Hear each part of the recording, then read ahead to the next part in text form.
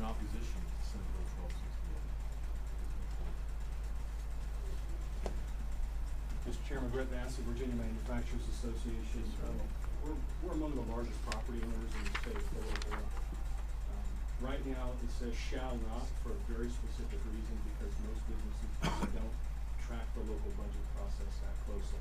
They will track specific hearings around tax. This one's just around property. So what this bill does, and the next bill 1520, it reduces public notice by 5 days in the next bill, which is 15. And in this bill, it reduces participation. That's not something that we support. We think that the current statute is very clear.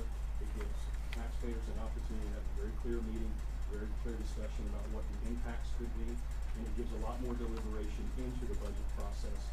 The only thing I can liken it for you all is when you go upstairs to vote on the budget. You know, you get one bill with a whole bunch of stuff in it. That's what's going to happen with this.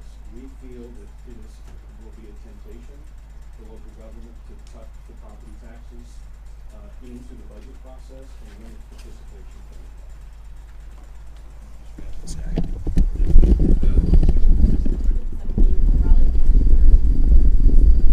Our members, small business owners, much like Brett, in the property, have a lot of, particularly tend to pretty much focus more on rate increases, those types of hearings, and for the many reasons that Brett stated, we also would be in opposition to that.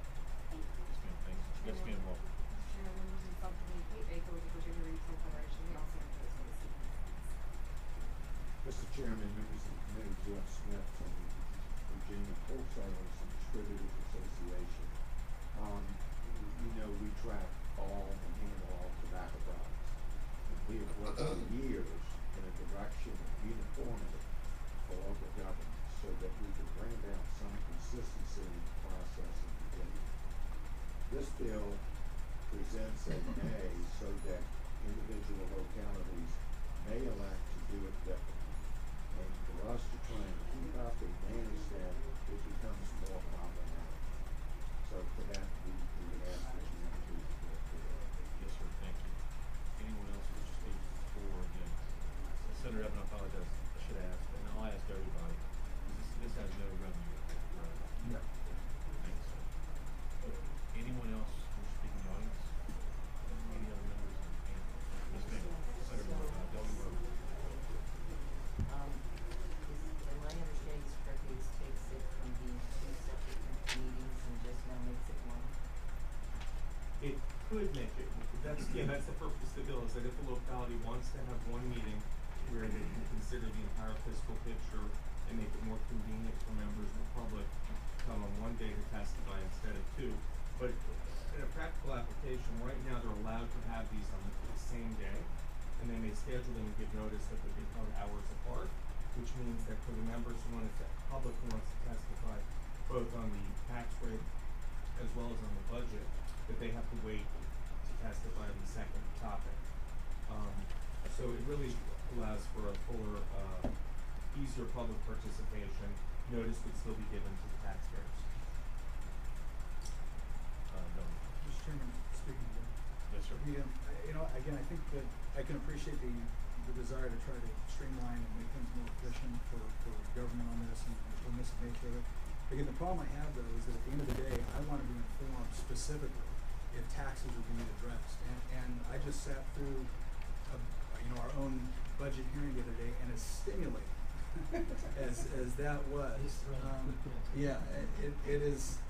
I think it's very difficult for people to sit through all of that and then have to come back for another, to sit through all of that to get to the portion that they actually came to speak to in the first place. And so the localities are already committed to do it the same day. They can do one meeting right after the next, but I think it's really important that taxpayers, business owners, etc., understand that they're coming specifically to a meeting that's going to address taxes.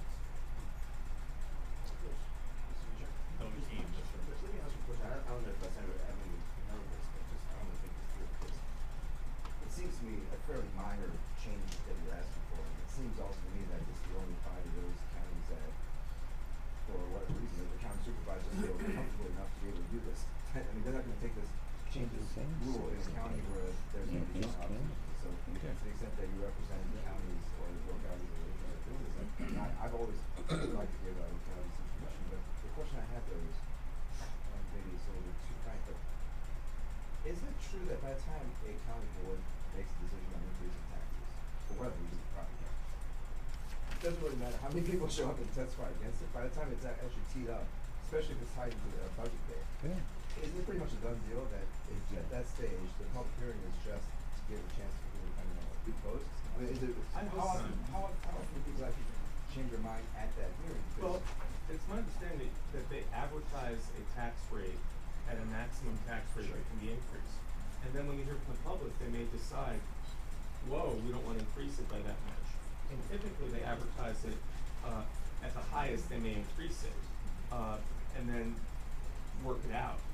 But, I would say though, your comment, delegate, that it actually makes it easier. You don't have to sit through 2 hearings on the same day. You can just speak and leave if you don't wanna follow all the proceedings. So it allows for easier participation from the public, particularly those that would have 2 hearings on the same day. Mr. Chairman, I'd like to make a comment. This last week, I had to pay somebody to represent me in a public hearing while I was working. And I'd like to be able to know what time they were supposed to be there until they were charging me for a long time. Well, this happened with me. I ain't got that deep. Mr. Chairman, from my perspective, to have someone only have to do this a shorter time and cover more information, I don't like the idea of people having to come back twice. I think that's an impediment. Senator Evans, you have the last word? Yes, sir. It just convenes for the public to come once, and it's still a fiscal discussion. I don't think that, the discussion of the tax rate is anything that any body is gonna have, buried, that the media's gonna be there writing it all down, and the members who are interested in the public to come speak on it will hear it all.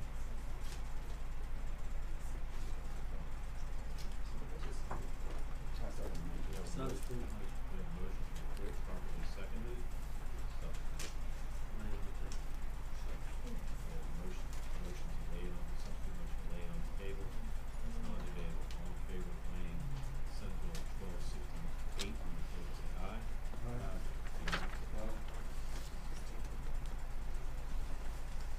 Senator Evans. Okay.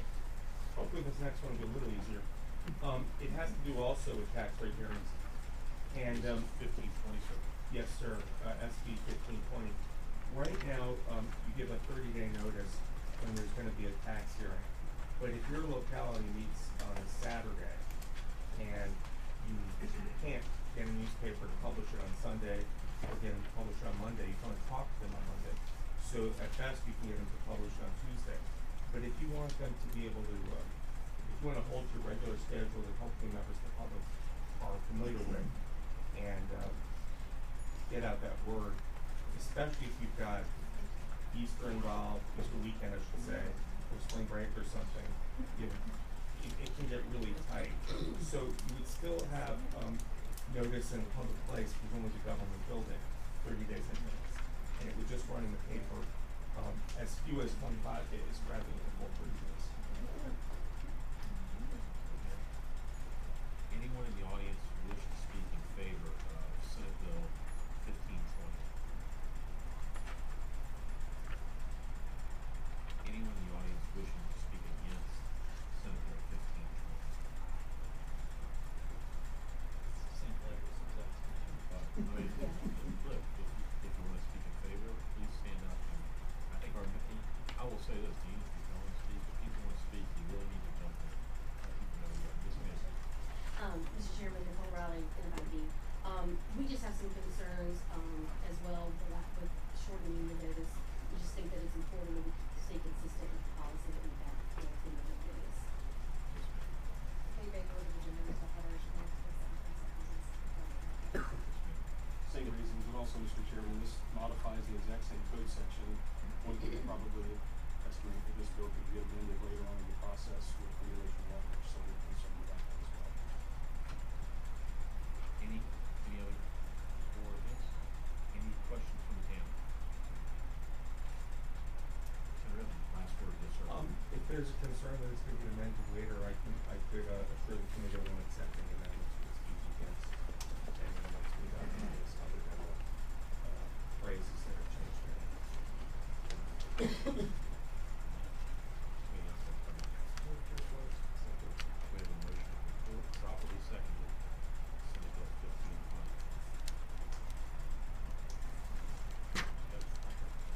All in favor of reporting 1520, say aye. Aye. Any opposition? No.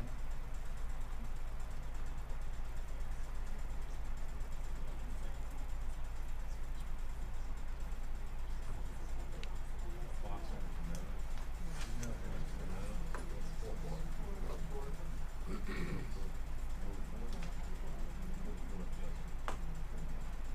Thank you. Thank you, sir.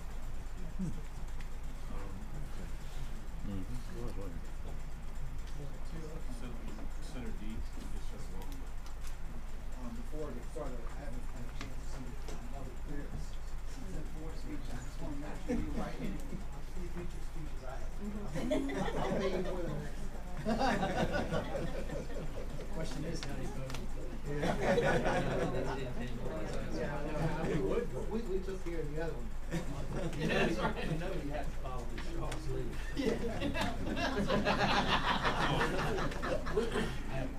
We took care of another bill that's been very similar.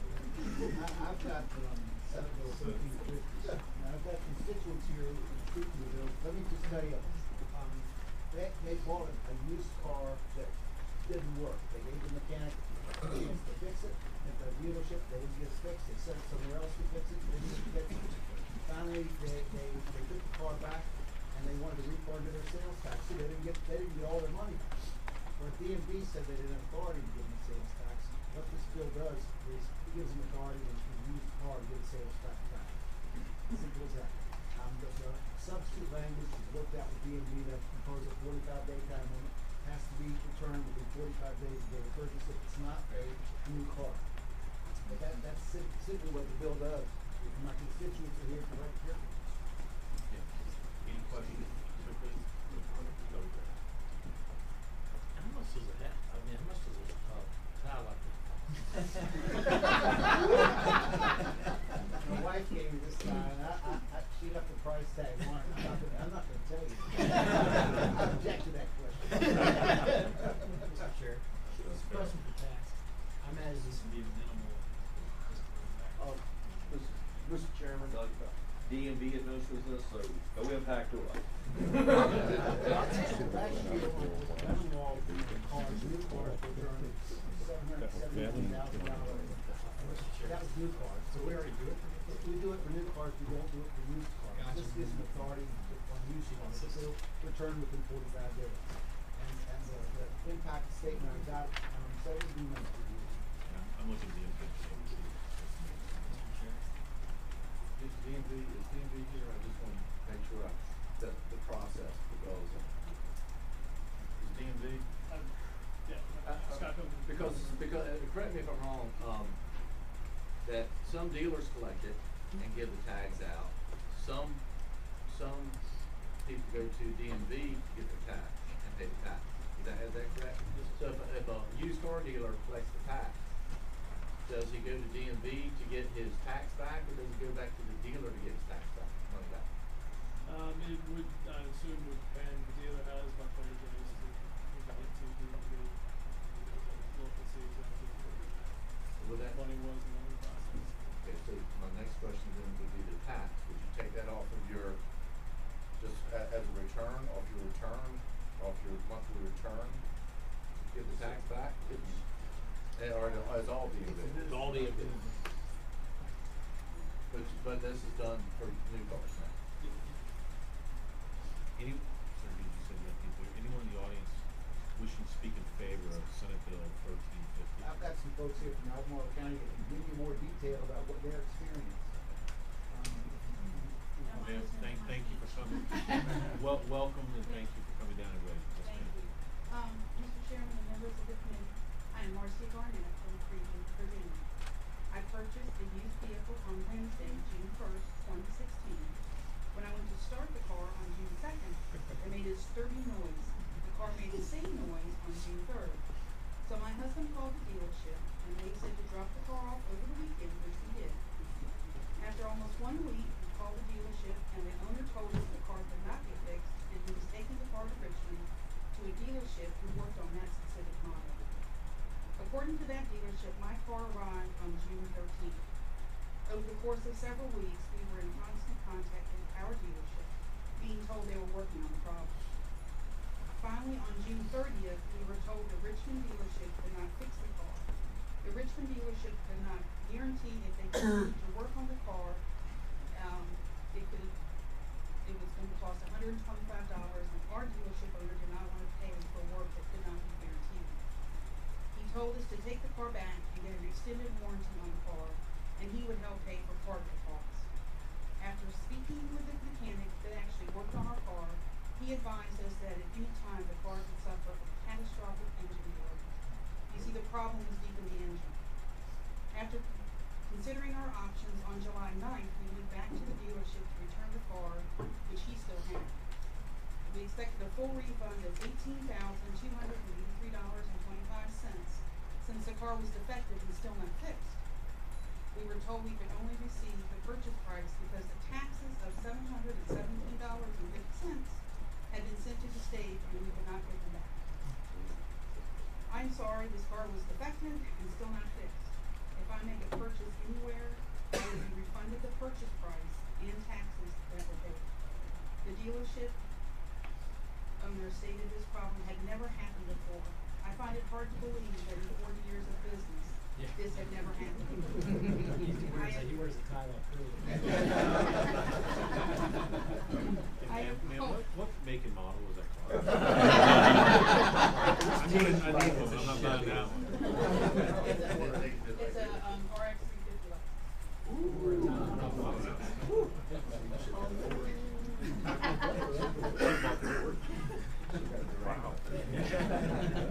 I have called DMV, the Virginia Department of Taxation, the Commonwealth Attorney, but have not received any satisfaction. I ask you to please consider this bill so that another unaware Virginia resident will not fall victim to the current law. Thank you. Mr. Chair. Anyone else wish to speak in Senator Dees? Anyone else wish to speak in favor of the legislation? Anyone in opposition to the legislation? Senator Dees, give you the last word. Mr. Chair, is there any questions? Yes. Considering what we just heard, and my understanding is you still have not received approval. Actually, nothing. So, even if we pass this bill, she's not gonna receive the relief that she's seeking. Is there any way that we can, have the tax, do something, or work something? I don't disagree, but I don't know council how to do that. Yeah. You're saving the next person. And that's why I'm here. DMV have any comments? Yes, sir. I'd like to move the report. Second. We have a motion to report properly seconded. House Bill, Senate Bill 1350 by Senator Dees. Any comments from the panel? All in favor of reporting Senate Bill 1350, say aye. Aye. Any opposition? Senator, thank you, ma'am. Thank you for coming down. I'm sorry that you're. Thank you. Yes, ma'am, I will be good. No, thank you. Reverse kill pills. Not buying that Lexus. All right. Who's up?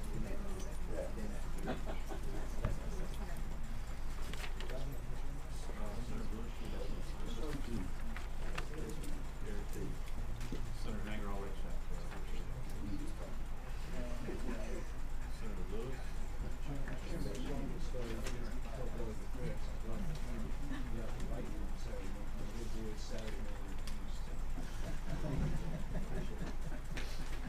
Senator, you got Senate Bill 1205. 1205, that was move to the subcommittee, but 1205, before, coastal planning district commissions came together and worked up a master plan for working waterfront communities that obviously remain applied around water, have some commercial working water aspect to it, or tourism as well. And came up with a series of recommendations as part of this master plan. And one of them is to give vitality as an extra tool to encourage the vitality of commercial fishing, commercial, wording, and that is to give locality to commission discretionary authority to do special tax, special property tax purposes. Commission does this in property framework of the tax, discretionary to the locality. They determined that 600 hours of work on workplace in the town of Oakland is good, $122,000 remunerated job, 8.5 would be contributed to the community. So this is one of the many recommendations they made.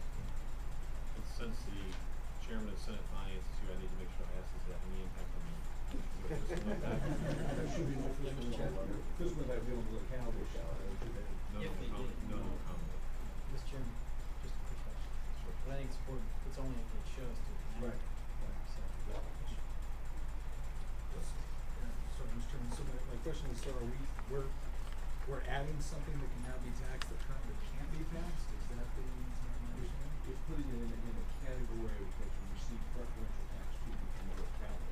It cannot be taxed higher than it currently is, but can be taxed lower should they choose to do that.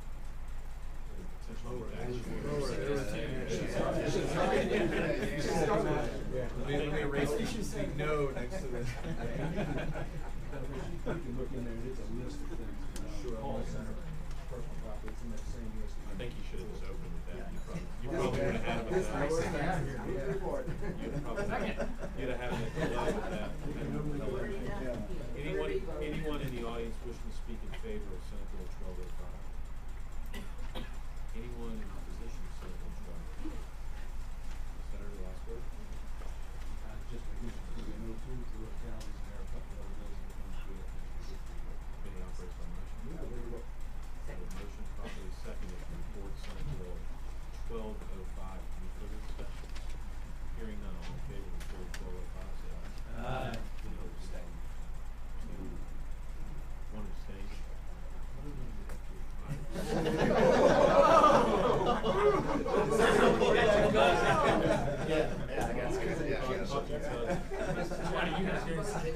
He's already. Down. He's a little deeper in it. All right, Senator, thank you very much. Thank you. We got a couple other people. Well, why don't we get the Senator Chairman? Chairman, thank you. I don't know if you have other hearings, but Chairman, I'll get you. Hopefully this will be fairly simple. Senate Bill 804. Thank you, Mr. Chairman, members of the committee. Senate Bill 804, as you're aware, Mr. Chairman, we have our sales tax exemptions that we're uniformly extending to certain dates in 2022. This is for printed materials that an advertiser will purchase in Virginia for distribution outside of Virginia. I do have some people here to speak to this. It's been exemption that's been in place for a while, and we would like to extend that. So I had a contact from the director of the Chamber of Commerce in Charlottesville. You had a bill, and he was wondering why I wouldn't get my bill from the bill. But you get that with your bill. Which was a good bill. It was a good bill. Mr. Chairman, there's no revenue impact on the Commonwealth because it's already assumed in the budget. That's correct, Mr. Chairman. And there are representatives of the industry here, if you want to hear them just say a word. Yes, anyone Hi. wish to speak in favor? Yes, sir. Yes, sir. Vinnie Bowman, I'm the president and chief operating officer of Worth Higgins and Associates. We're a commercial printer here in Richmond, Virginia, and we would be in support of passing the bill. Anyone else wishing to speak in favor? Yes, sir. Thank you. I'm Philip Gray, and I'm with the Printing and Graphics Association of the Mid-Atlantic. We represent Virginia printers, and we are in full support of Bill 804, and hope you will continue to do the same. Yes, sir. Thank you very much. Thank you. Anyone else wishing? Thank you for waiting. Anyone else wishing to speak in favor of Senator Anger's Senate Bill 804? Anyone in opposition to Senate Bill 804? Any questions from the floor? Second. Motion properly seconded to report Senate Bill 804. Any further discussion? Hearing none. All in favor of reporting Senate Bill 804? Chairman Linder say aye. Aye. Opposition? Thank you, sir. Thank you, sir. We are texting Senator Vogel and Senator Harris. Thank you.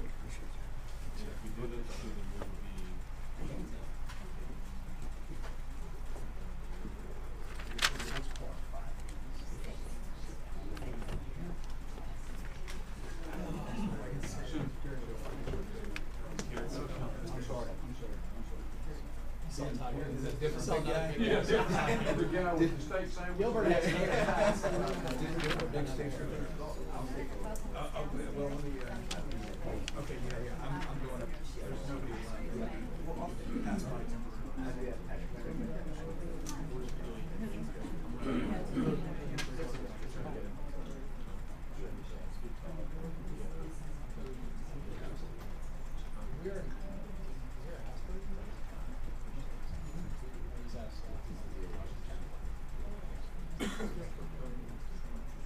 So you're gonna go? He's my classmate. That plan, your dad? I gotta do it. It's Cal White.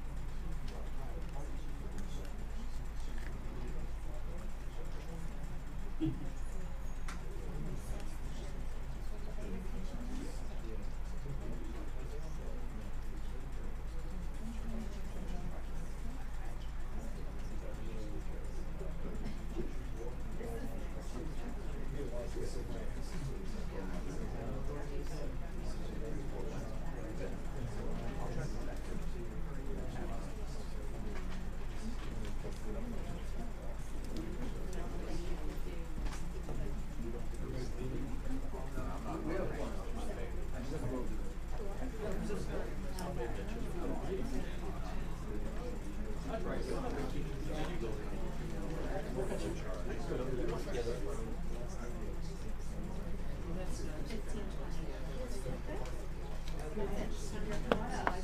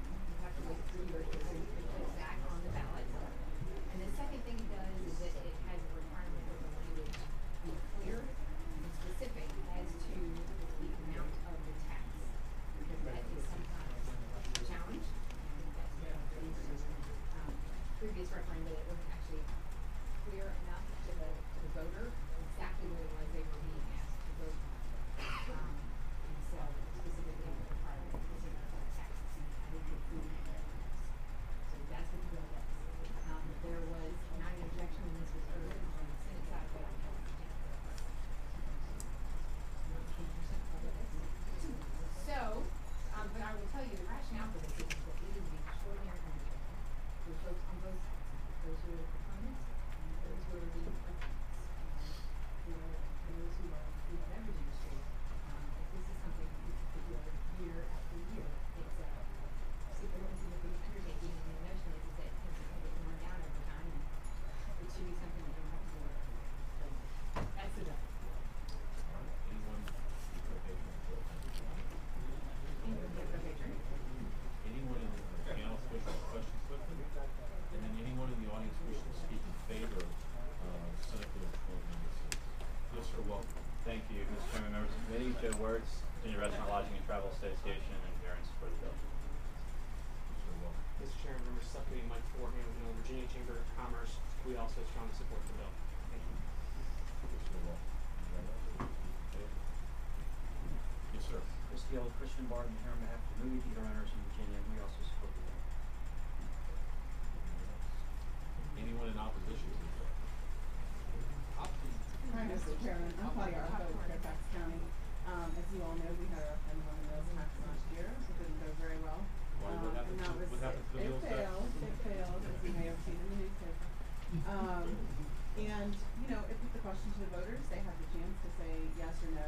As you all know, and as, you know, I and many others from local governments come and talk to you about, local revenues are very much restricted. We don't have a lot of revenue options, and we're struggling financially to cover schools and public safety and everything else that we need to cover. And this is just, you know, one option that we have. We already have to go to referendum with it. We already have to ask for voters to directly decide to raise their own taxes, which isn't an easy sell, obviously. And this just kind of further erodes that ability that we have. And so our board doesn't have any plans to put this on the ballot again right now, but I think they have said publicly that they're not planning to do it again. And, you know, I know it can be painful for everybody, but I think this just takes away a little bit more of that ability to consider for that reason. Thank you. Yes, sir. Doug Block. Okay, Mr. Chairman. I guess my comment, and I guess a question to anyone that can answer this, I mean, you already have to get 10% of the voters to get something on a referendum. How many times in history have we put referendum after referendum after referendum, year after year after year? I mean, is this actually something that's happened in counties? Because, I mean, I understand that to get something on a referendum, you have to get 10% of the voters, if I'm reading this right. Is that correct? I don't believe, and I'll ask Fairfax, I don't believe that was a vote of the county supervisors, wasn't it? Yeah. The supervisors, okay. It did not require 10% of, which would be 100,000, would be 100,000 people. Okay, I'm sorry, thank you, Mr. Chairman. Yeah. Mr. Chairman, members of the committee. One at a time, yes, sir. I'm sorry, Patrick County had it on their ballot 3 years in a row to answer that question as well, so it has happened in the state. Thank you. Yes, ma'am. What is the cost of doing such a referendum? I mean, in our case for Fairfax, Mr. Chairman, in our case, it just went on the ballot, you know, the way everything else, I mean, it was during a normal election. It's not like we had a special election for it, so there wasn't any additional cost for it. Not for us. And you were shaking your head. Did you want to go further? No. I can, that is helpful, personally speaking, Harris County School Board. And just, I think what's I'm concerned about is that there are actually 3 different ways that a referendum can happen. Harris County was through the Board of Supervisors this year, can also be brought upon by the General Assembly, if I'm not mistaken, and as a petition drive by the citizens of the county. So I think that's where there might be some confusion. So I guess where I'm concerned is if we're saying no citizens, whether or not you wish to have it in referendum, if say the Board of Supervisors or General Assembly have passed it, you no longer can do it, you know, for 3 or 4 years.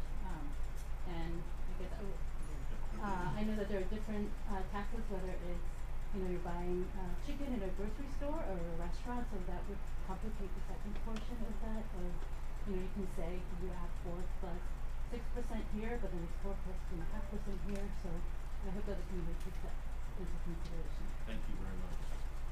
Mr. Chairman, may I address Delegate Murphy's question? Mike Warren, Virginia Chamber of Commerce. In the Fairfax County referendum this past cycle, there were costs associated that the county incurred for the referendum. I believe it was a six-figure sum for mailers to all residents of Fairfax County in this case to inform them of the ballot initiative, what the issue was. So there was a significant cost in that particular case. That would be a county by county situation, but there are costs incurred by the county on the referendum. And then somebody said it did happen 3 years ago. Mr. Chair.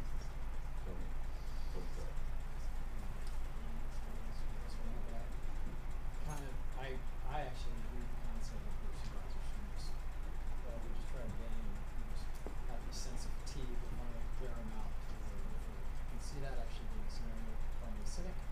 And I wouldn't want that to happen. I do. Yeah, I'm aware.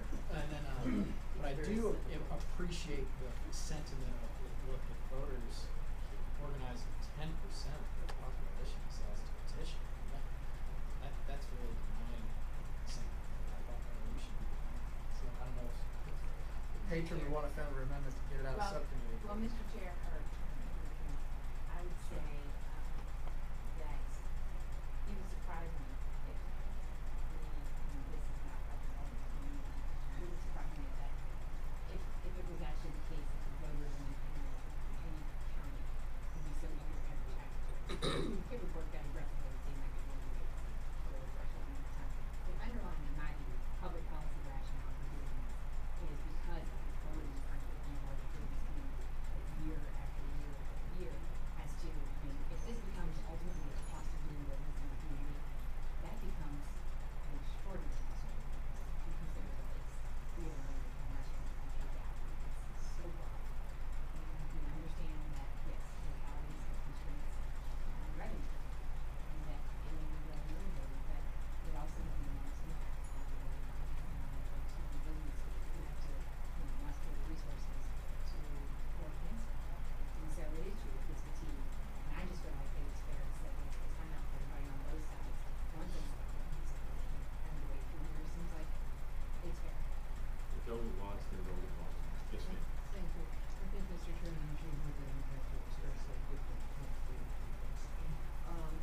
if this applied to Winchester and Front Royal, I might take a different view and I'd still feel that maybe this wasn't exactly necessary, but it would be treating everybody the same. This is treating only counties have to go to referendum.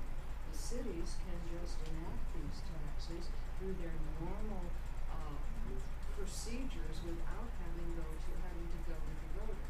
So I represent a county, as we've heard before, of 1.2 million people that is trying to govern itself as if it were still in the 1700s and had only the real estate tax, with a tremendous number of burdens on certainly law enforcement, public safety issues, but also mental health and a number of other social services that go with this kind of density of population. And I have tried in every possible way to get that recognition that goes back to 1930 that we now have urban counties and that all counties shouldn't be treated the same, but in fact we ought to be looking at municipal services. So that when I look at this, I just can't go with there should be a referendum at all. It ought to be the same as cities. And since on this, we don't take this into account in our LCI. We don't take this into account when we're doing state funding of K through 12. And so we have cities with all of these other resources of taxes that they're able to go after that counties cannot without a referendum. And I'm sorry, but I just can't be generous of spirit and say that this public debate out there about whether we should or shouldn't should be any further restrained than the fact that we have to go to referendum at all. I said it. And as another representative of Fairfax County, I think the tax. Delegate Well, Bob. Just a question, I guess, for staff. So this language in 41 through 43 or whatever about the way that a referendum can occur, is this also, is this school boards, is in a different section of the code, have the same language, or is this the one place where we're departing from tradition, I guess you could say, departing from what normally happens? Is that, because this is just for, well, this is just county food and beverage tax. But in order to get something else on a referendum, elected school boards, for example, 10% of the population, tries to get that on the referendum, is it, and I don't know this question, that's why I'm asking Dave if he knows, if this type of language, is this a departure from the language that we use on every other referendum? I don't know what the procedure is for getting other things on it. Senator, you got the last word. I would just say that certainly sympathetic with the argument that is made, but I can believe that you consider the burden on having to deal with the referendum like this without figure, not necessarily taking care of that that it has been here, but that is a potential concern. And so I would argue that someone that can, with a frequency with which the taxpayer or the business community has to deal with a referendum of this nature is a very legitimate issue and something worthy of this body's consideration. And I would hope that the committee would look favorably on the bill. Mr. Chair. Yes. I have a question for council. If I wanted to say all of this bill is good except when 10% of the population petition their government to do this, how would I amend the bill? Yeah.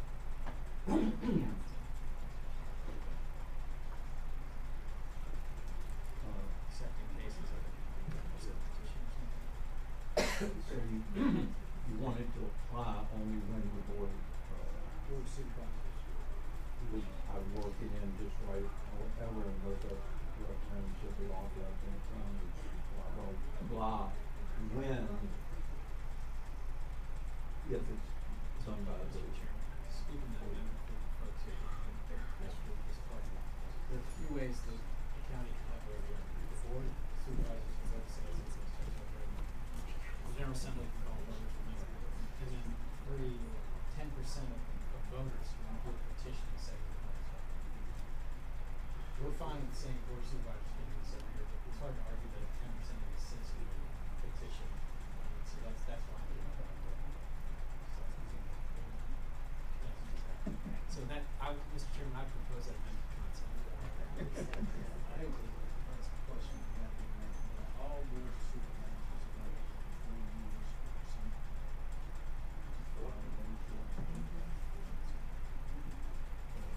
Senator Conrad, can you answer? I would say I would accept that amendment. We still do the case on purpose of the government to be initiated. Petition, I absolutely agree with that. In the case, it is the case that citizens wish to initiate a petition. Happy with that. Okay, why don't we open that? We have a motion in concept and we're bringing that to full committee and probably short. Is there a motion on that amendment? Also move. Is there a second? Any further discussion on the favor, say aye. Any opposition? Amend the bill reports. Second. Support 1296 as amended, please, is there further discussion? All in favor of the report, say aye. Aye. Any opposition? Okay, Bill Lawson. Okay. Senator, just, you may want to check the full committee.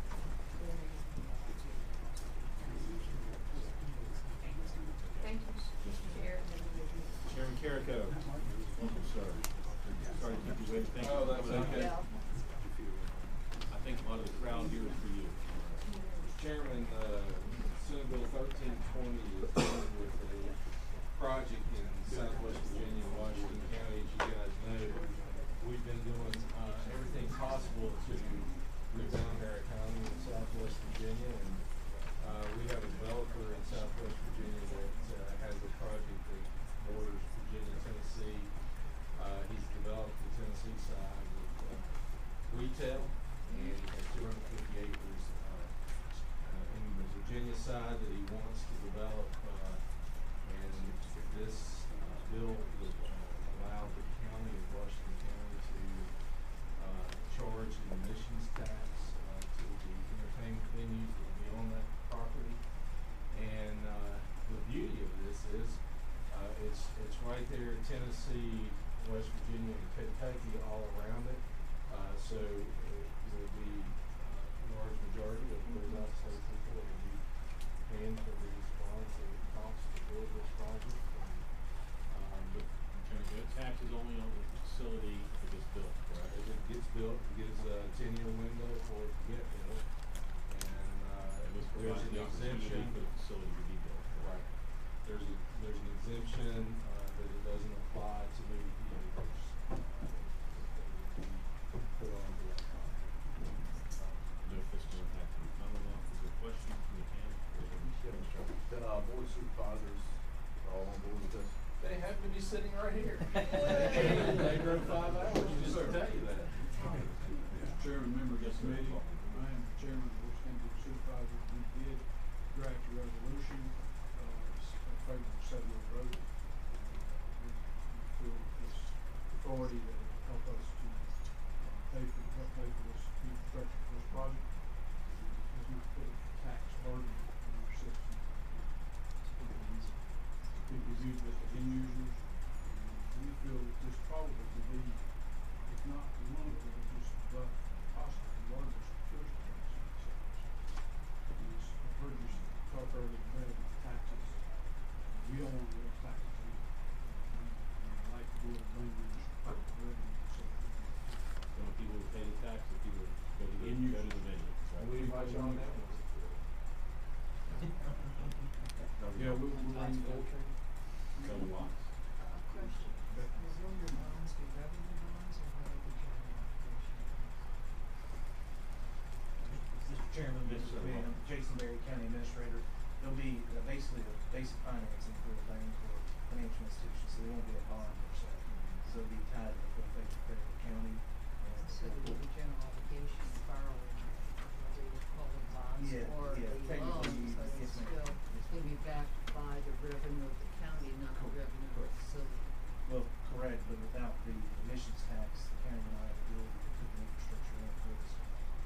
Anyone else wishing to speak in favor? Anyone in opposition to legislation? Any operates by motion? We have a motion to report properly seconded. Senate Bill 1320, any further discussion? This committee usually doesn't approve tax increases committee, but this is a unique We situation. appreciate your All in favor, say aye. Any in opposition? We've got everyone, I believe we concluded our Southwest Gate does not have a good reputation. What's his name? What's his name? Billionaire. I'm gonna take him out.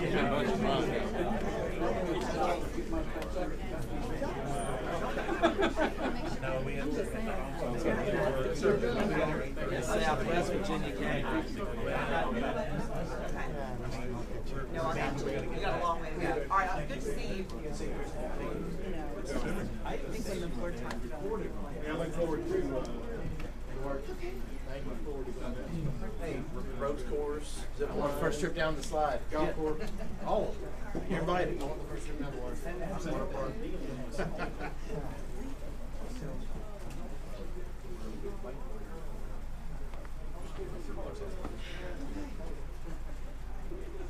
Sir, thank you.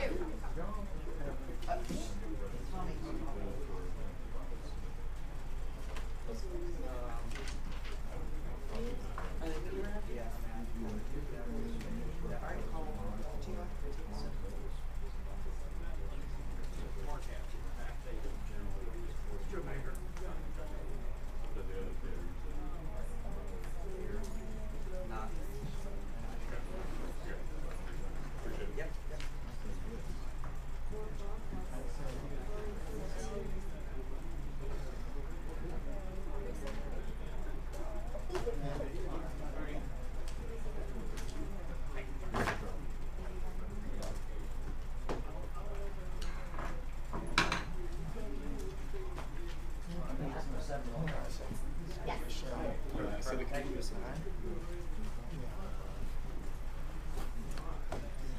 There's one. Me? Oh, what do you got? Didn't work? It did. Well, I just was gonna see what you all were. I was here, I just wasn't. Okay. Yeah, that makes it easier. I was here a little bit ago.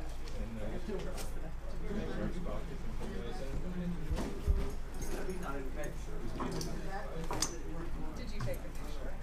I said that was gonna be his response, and he took a Hey, picture, and then 2 seconds. I'd say that too. He did take pictures of us there and all that stuff, so he did know. Alright. Okay, got it. Well, it's. I know, right? Well, my sister was